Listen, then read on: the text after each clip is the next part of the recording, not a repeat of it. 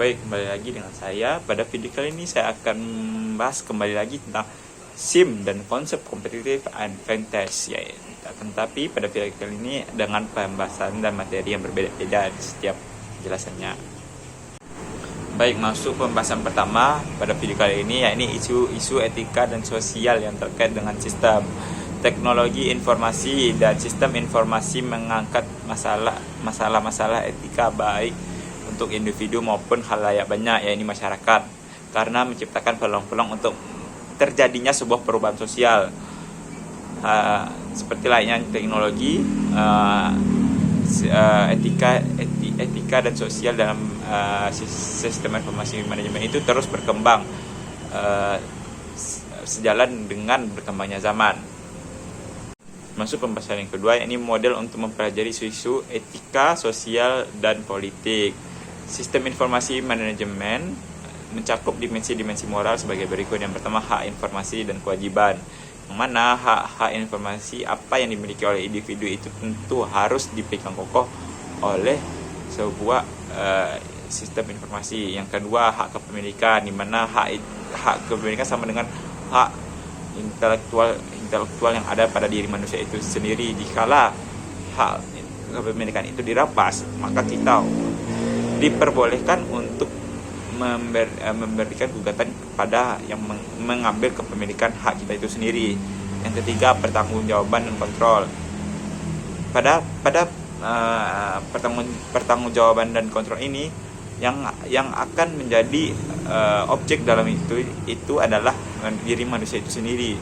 Kalau kita mau mempertanggungjawabkan dan mengontrol sebuah sistem informasi manajemen, maka kita harus mengelolanya dengan baik dan benar.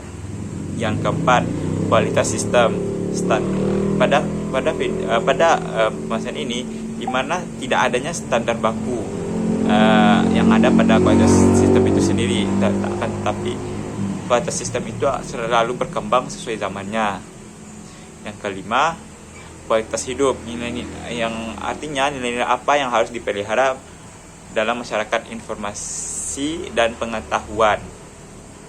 Baik, masuk pembahasan selanjutnya, yaitu Undang-Undang Penerapan Sistem Informasi Manajemen, yang mana terdapat dua perundang-undangan. Yang pertama, Undang-Undang Ilmu Teknologi UU ITE untuk UU Informasi Manajemen. Yang kedua itu UU KIP, ini Undang-Undang Keterbukaan Informasi Pelayanan Publik, di mana UU ITE dan UU KIP ini berfungsi untuk agar setiap apa yang dikerjakan masyarakat itu terstruktur dan memiliki aturan yang jelas di negara ini. Pada Undang-Undang ITE atau Undang-Undang Informasi dan Transaksi.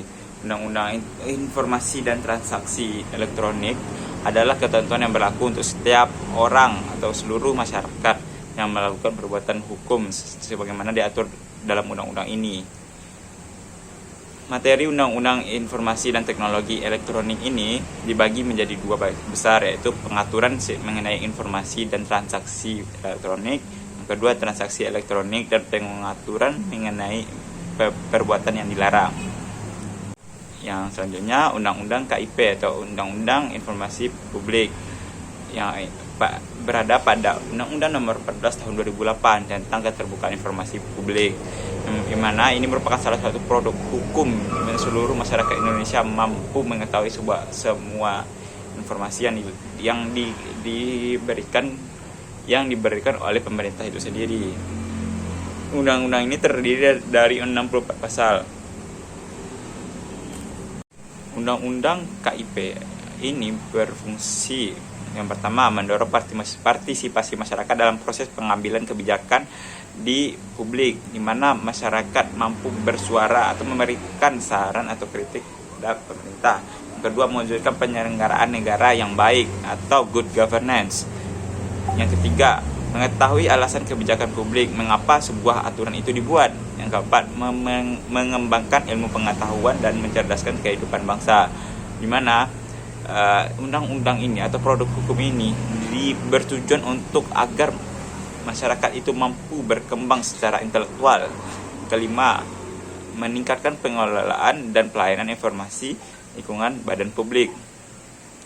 Keenam, meningkatkan peran aktif masyarakat dalam pengambilan kebijakan, di mana pada dasarnya masyarakat menjadi sebuah pengawas bagi pemerintahan yang sedang berjalan. Itulah guna dari Undang-Undang UU ITE dan Undang KIP. Selanjutnya masuk pembahasan proses pembuatan desain web bagi organisasi publik dan aplikasi yang digunakan sesuai tujuan organisasi. Tujuan dari adanya sebuah web bagi organisasi publik maupun aplikasi berguna agar semua informasi, sebuah pelayanan itu bisa diakses oleh seluruh masyarakat hanya menggunakan satu gadget saja. Yang ini memudahkan masyarakat dalam mengakses dan menerima informasi secara jelas tanpa harus datang ke sebuah dinas atau lembaga itu sendiri. Adapun pilihan desain organisasi sebagai berikut. Yang pertama, diferensiasi dan integrasi. Yang kedua, standarisasi. Yang ketiga, sentralisasi atau terpusat. Yang keempat, formalisasi. Baik, sekian dari video saya. Apabila ada kata yang salah, saya mohon maaf. Kembali lagi pada pertemuan selanjutnya.